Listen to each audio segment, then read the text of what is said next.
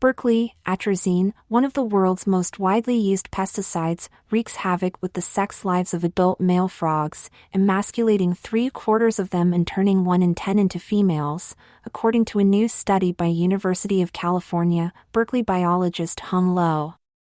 The 75% that are chemically castrated are missing testosterone and all the things that testosterone controls, including sperm. The 10% or more that turn from males into females can successfully mate with male frogs. We have animals that are females, in the sense that they behave like females, they have estrogen, lay eggs, they mate with other males, Dr. Lo reported. Atrazine has caused a hormonal imbalance that has made them develop into the wrong sex, in terms of their genetic constitution. You have studies all over the world showing problems with atrazine in every vertebrate that has been looked at: fish, frogs, reptiles, birds, even mammals. Not every frog or every human will be affected by atrazine, but do you want to take that chance? I tossed the Chronicle into the trash, ignoring my unused recycling bin, and fumbled for the cigarettes in the pocket of my Armani jacket. After filling my lungs with a long drag, I strode onto my terrace overlooking the Golden Gate Bridge and tried to calculate how many millions of dollars Dr. Lo had cost me this morning. What an unmitigated disaster! Only last week, my hedge fund had acquired a controlling interest in Belchfart AG, the German company which manufactured atrazine. Until this morning, atrazine was the miracle pesticide which accounted for 80% of Belchfart's profits. Not anymore, I thought morosely as I flicked my lit cigarette over the terrace rail, watching it spin towards the worker bees hurrying to their dead-end jobs on the street far below. No way was I going back to that rat race, not after all I'd been through. Cutting corners without a moral compass had landed me in a Russian Hill penthouse with an 8-figure income at the age of 29, and I wasn't about to let some pinko professor screw it up now. I grabbed the keys to my Ferrari and took the elevator down to the garage. In a few minutes, I was jumping red lights and swerving in and out of the lane reserved for buses and taxis on Market Street. After sneaking into the carpool on-ramp to the Bay Bridge, I hung on the bumper in front of me while I scrolled through messages on my BlackBerry. As I feared, the route was on, judging from the dozens of panicked emails from investors about the collapse of Belchfart's share value. It was only a matter of time before they started bailing out of my fund like lemmings, and who could blame them? Unless I took swift, decisive action, I'd be just another blood-sucking vulture with a bullseye on my back, in court for the rest of my life, hounded by ruined investors, financial reporters and government snoops. If I'd been thinking clearly, perhaps I'd have taken the time to devise a plan, something that would enable me to get to Dr. Lo without leaving any fingerprints. Unfortunately, I'd always been a rash risk-taker, and grow a pair was my favorite response when one of my underlings came to me with a problem. Sadly, the pair which I was about to grow was not what I had in mind. I looked up just in time to see the driver ahead of me flashing his brake lights, and only blind instinct saved me from causing a chain reaction collision that would have tied up the bridge for hours. Looking back now, how I wish that had happened. I shot through a gap between lanes, ignoring the blaring horns and obscene gestures, and sped my way to the People's Republic of Berkeley. Parking near the campus was impossible, so I pulled into a handicapped spot, activated the alarm system and joined the bizarre throng of jocks, co-eds, geeks and freaks on the sprawling campus. A quick search on my BlackBerry confirmed the location of Dr. Lo's laboratory, which I plugged into my GPS application without breaking stride. When I got to the biology building, classes were just letting out, and a hot Asian student helpfully pointed out Dr. Lo as he scurried by. I stalked him down the crowded hall, sizing him up, short and scruffy, your typical absent-minded professor, oblivious to the real-world impact of his harebrained theories. I waited until he opened the door to his lab, then before he could close it behind him, I pushed my way in and slammed the door shut behind me. He turned around, startled. "Who are you?" "That's not important. Calm down, we have some business to discuss." What kind of business? Do you have an appointment? Let me check with my secretary, he said, reaching for the phone on his cluttered desk. Without hesitation, I beat him to it and tore the wire out of the wall. You must be insane, he screamed. Help! Shut up, you lousy commie. You've ruined me. You're going to retract your findings about atrazine, I snarled, wrapping the telephone cord around his neck. For a little man, he was surprisingly strong, and he must have studied judo, because before I knew it, he'd spun out of my grasp. I grabbed him from behind and we started wrestling next to the table beside his desk, which was covered with glass beakers full of fluid. Just when I thought I had him pinned, I lost my balance and fell with a crash onto the table, shattering glass and spilling chemicals all over myself. God, they smelled like pesticide. Dr. Lowe was out the door by now and I started after him, slipping on a puddle on the floor and knocking another beaker full of pesticide all over myself. I was drenched with the awful stuff by the time I got back on my feet and staggered into the hall, where a crowd had gathered outside the lab. In a panic, I raced out of the building and ran across the campus, back to my Ferrari, just in time to watch it being towed away from the handicapped parking space, the alarm blaring forlornly. My desperate attempt to bribe the tow truck driver was to no avail, and I cursed him as it disappeared, taunted by the hippies who had undoubtedly blown the whistle on my car. I left before they could turn their wrath on me, and it took forever to find a BART station and figure out how to make my way back to the city. You'd think I had leprosy the way people avoided me in the stations and on the train, reeking as I was from the noxious chemicals which had soaked my skin and corroded my BlackBerry, totally cutting me off from the outside world.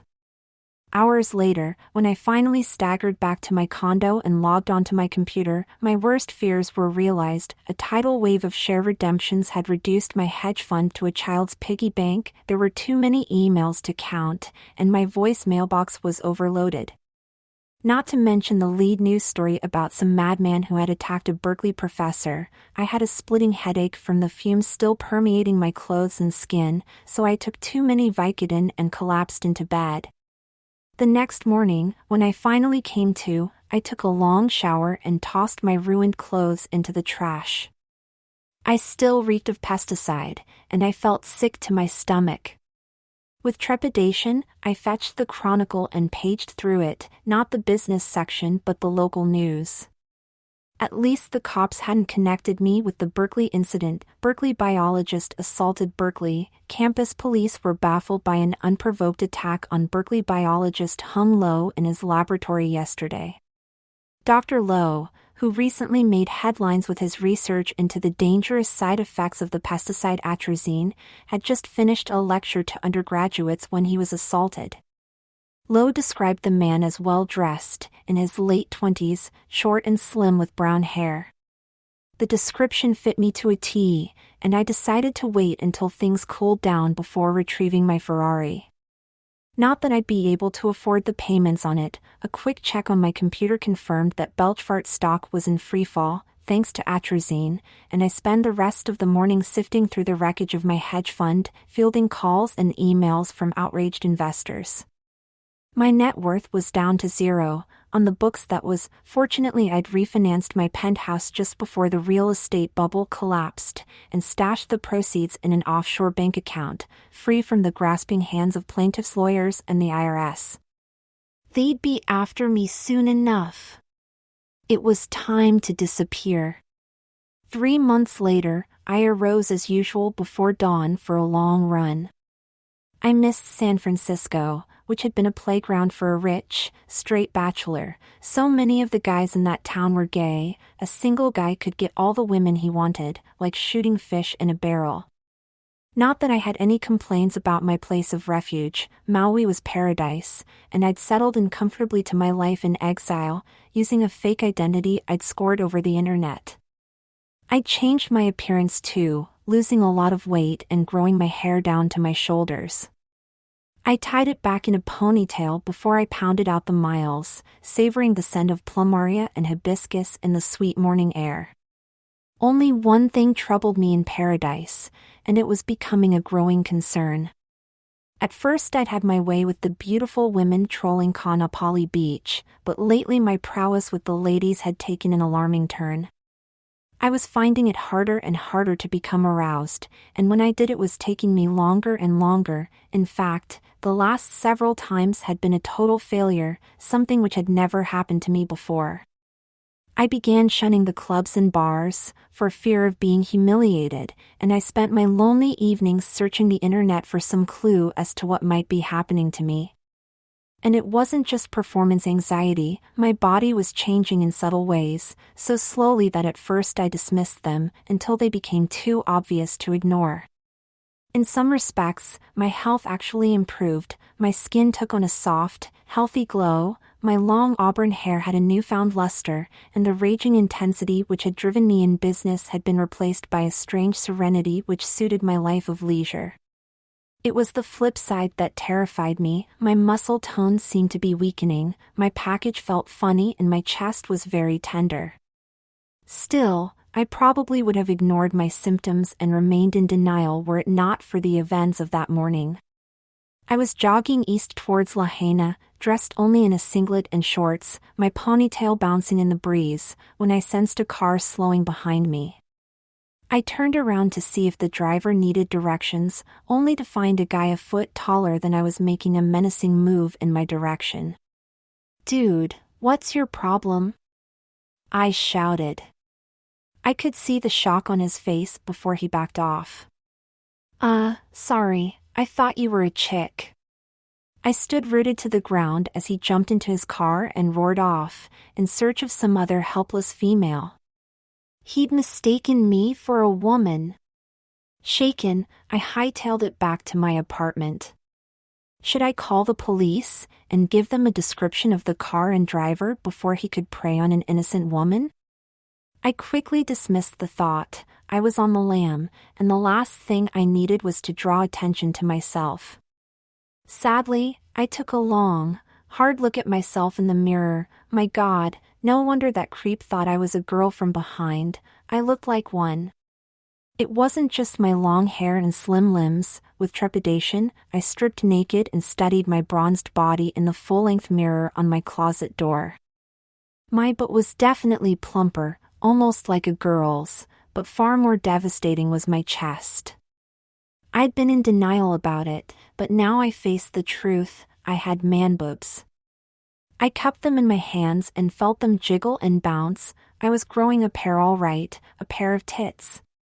I stared at them for a long time, then I lowered my glance. My other pair seemed to be shrinking, and worst of all, my dick wasn't hanging like it used to. It stayed soft all the time now, and I couldn't remember the last time I'd had an erection. With that, I reached for the phone and scheduled an appointment with the first doctor I found in the yellow pages. "Extraordinary!" Dr. Bonsai exclaimed as he scrutinized my x-ray. Hunched over his battered rattan desk in an aloha shirt, flip-flops and board shorts, he hardly inspired confidence. "I've never seen anything like it." The last words I needed to hear. "Can you tell me what's wrong with me, Doc? Let me ask you a few questions. Are you on any medication?" "No." "Are you sure you haven't taken any hormones or steroids?" "Like I said, no." "Extraordinary, I don't know how to phrase this, but it seems like you are changing." "Changing? Into what?" He fixed me with an idiotic smile. "Into a wahine." "What?" "I know, it's completely bizarre, but chemically your body is already female, and your genitals are rapidly adapting to their new environment." "That's crazy." "I know. I think I should refer you to a specialist on the mainland. Perhaps there's some precedent for your condition." The last thing I needed. Any serious physician would insist on seeing my medical history. "No thanks, Doc, I'll stick with you." "What can you do for me?" "The question is, what can you do for yourself?" "Huh?" He spoke the words I will never forget. Technically, you are no longer a man. Your testicles have atrophied beyond the point of no return, and your penis seems to be receding. Your breasts are well on their way. In another month you'll need to start wearing a bra. Are you sure you're not holding something back? Are you on some kind of therapy? I turned on him in a blind fury. You're crazy if you think I wanted this. Can't you do anything to help me? There's got to be a way, I shouted. I wish I could. It's almost like you've been chemically castrated. That's why I asked if you were taking any medication. My rage turned to tears, and I started to sob uncontrollably. Please, tell me this isn't really happening. The doctor put his arm around my shoulder and tried to console me. I know how hard this must be for you, he said with a sigh. But the sooner you accept your fate, the sooner you'll be able to adapt to your new condition. Are you sure there's no cure? Can't you do something?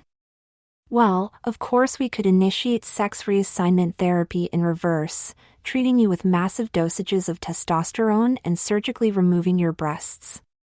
But I'm afraid it's too late to save your male genitalia. At best, I'd be what? A eunuch with a mene-hune penis. At the sound of that, I became violently sick. I refused to accept Dr. Bonsai's diagnosis. No way was I turning into a woman. I spent hours on the internet, trying to determine if such a thing had ever happened in human history, and there was no precedent for it. I had to find a real doctor, one who wore shoes.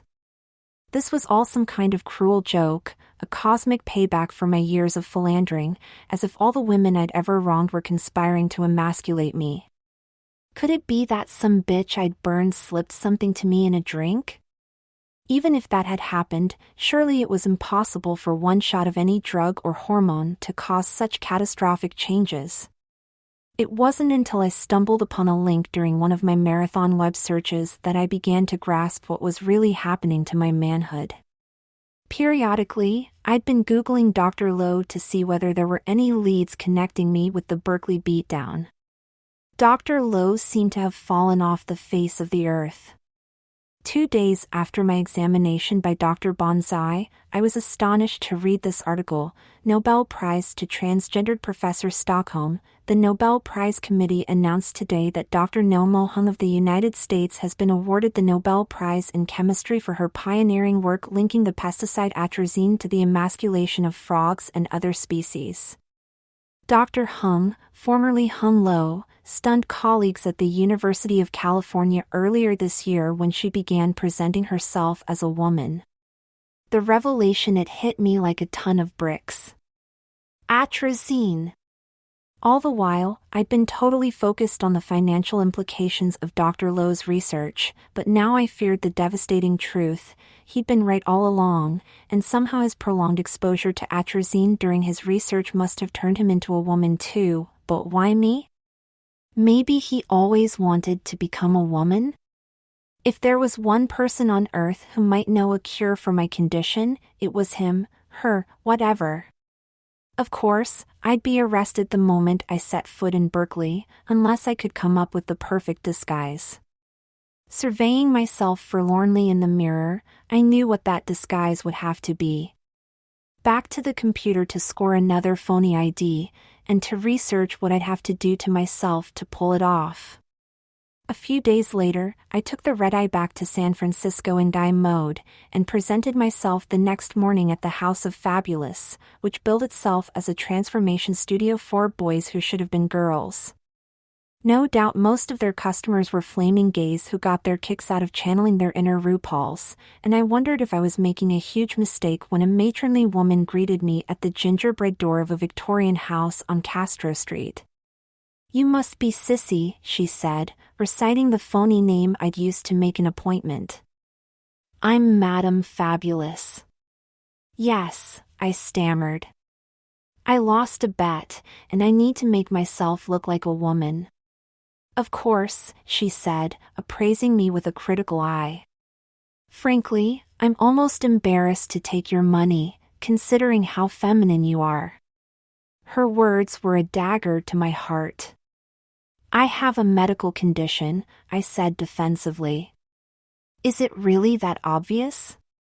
Sweetheart, in a few hours I'll have you walking out of here looking like you've been a woman all your life. Is that what you want? Not really, I answered honestly. It's a long story. I have nothing but time for my customers. Tell me about yourself. Later that day, I emerged from the House of Fabulous in a simple cotton dress, leggings and ballet flats, a backpack slung over my shoulders. I was still in a state of shock over my transformation. My hair had been styled into a girlish ponytail, my face made up and my body squeezed into an evil undergarment called an all-in-one. In my dress, I looked totally like a girl, and as I made my way towards my metro stop I searched the eyes of passers-by in vain for any sign of recognition or disapproval. I didn't know whether to be glad or sad, but nobody mistook me for anything but a girl.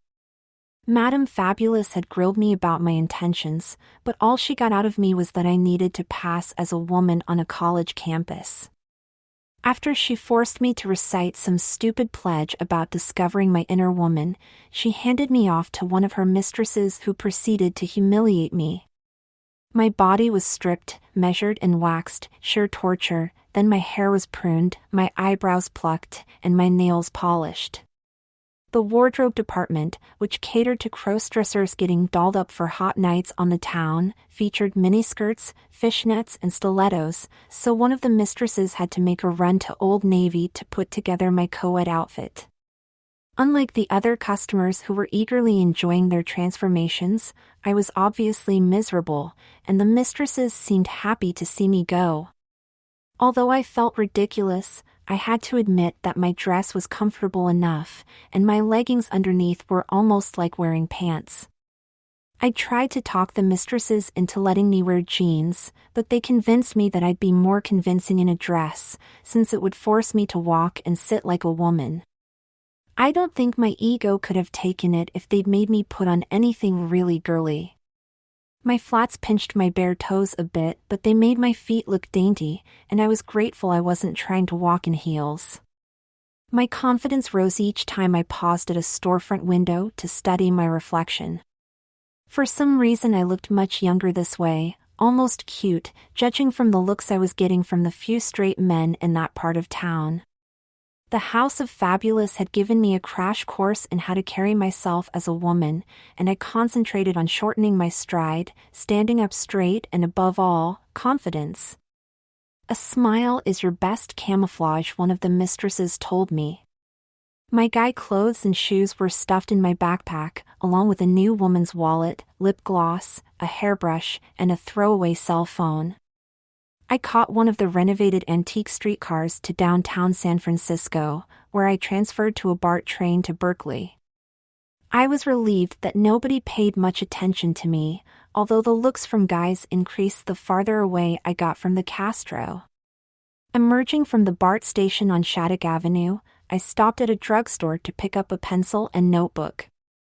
As an afterthought, I also bought a pair of women's sunglasses, although my disguise was so perfect there was little risk that anybody would clock me as Dr. Lowe's assailant. Make that Dr. Hung, I reminded myself. The email I'd sent her from a new Hotmail address introduced myself as a psychology major who was doing a paper on transgenderism, and she had agreed to give me a few minutes of her time that afternoon. I took my time meandering through the beautiful campus, trying to rehearse in my mind the questions I'd be asking Dr. Hung. When nobody was nearby, I practiced the girlish voice which the mistresses had drilled into me, feeling very self-conscious. By the time I got to the biology building, I was nervous as a kitten, a far cry from the master of the universe who'd stormed this ivory tower a few months earlier. How the mighty have fallen, I thought ruefully as I fussed with my dress and freshened my lip gloss in the ladies' room. I perched my sunglasses on top of my head, took a long last look at myself in the mirror, and headed down the hall to Dr. Hung's office before I could change my mind. Her door was ajar, and it opened wide when I knocked on it tentatively. The lab looked just the same, except for the person behind the desk. Instead of a scruffy little Asian man, an incredibly hot Asian chick looked up from the journal she was reading and waved me in. I took off my backpack and sat down awkwardly in the offered chair, tugging my dress down to my knees. I held my breath and waited to see if she would pick up her phone to call campus security. But she didn't recognize me, and I took the initiative before she could ask me any questions of her own. "Thank you so much for seeing me today," I chirped in my Valley Girl voice. "It's such an honor to meet you." "My pleasure," Dr. Hung smiled. "I'm afraid I don't have much time. How can I help you?" I stole a glance under the desk, curious to see her open-toed heels showing off a perfect pedicure. I saw enough leg to know that she was wearing a skirt or dress, and her hair and makeup were also perfect. "I'm studying transgender issues. Do you mind if I ask you a few questions? I've never met a transgendered person, and you're famous, so I hoped you wouldn't mind. I hoped you wouldn't be offended. I'm sorry, I'm so nervous." Dr. Hung tried to put me at ease. "It's okay, Miss Boyd. As long as you're not from the media, I'm happy to talk to you." "Me, the media? In my dreams." I laughed. Dr. Hung laughed too. "I know you're busy, so can I just ask you some questions?" I pulled the notebook out of my backpack and started to scribble. "Fire away." "Okay, like how long did you know you wanted to become a woman?" Dr. Hung frowned. "You should never jump to conclusions, Miss Boyd." "I'm sorry." "Don't apologize, your question is quite natural. I am not a typical transsexual. However, I've come to understand that most transgendered people do not wish their condition on themselves, rather they profoundly believe they were born into the wrong bodies. So it's not a matter of choice. In my case, I was born into the right body, but my body changed. That was the opening I'd been hoping for." "What made your body change? Do you know anything about my research?" I screwed up my face. "You won a Nobel Prize for studying frogs, right?" She sat back and smiled. "Something like that. My primary research was into the toxic effects of a pesticide called atrazine." She saw me pause my scribbling. "That's atrazine, Miss Boyd. I discovered that atrazine caused male frogs to turn into female frogs. And I suspected that atrazine could cause the same effect in other species, including humans. Unfortunately, my theory was all too accurate," she said with a sigh. "Wow. That's amazing. I can't believe I didn't know that." I've kept the link between my research and my personal situation very private, not wanting to turn my research into a media sensation. Someday, when the time is right, I'll reveal it in a dignified forum. In the meantime, I have much more research to do about atrazine feminization. Did you drink atrazine to see if this would happen to you?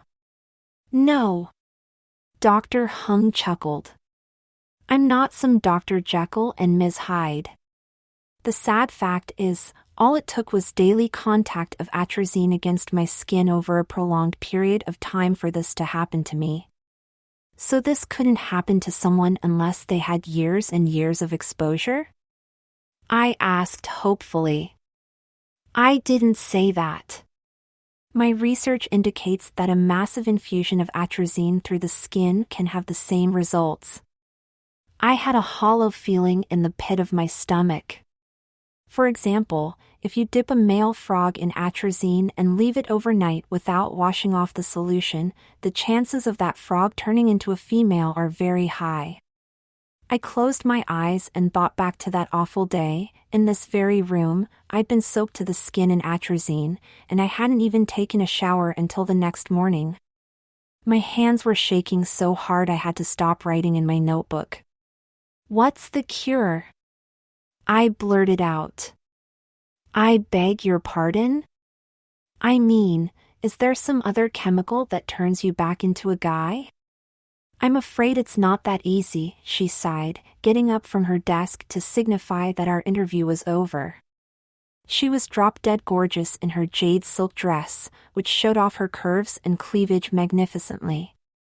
The biology of transitioning from male to female is relatively straightforward, whereas the reverse would be infinitely more complex.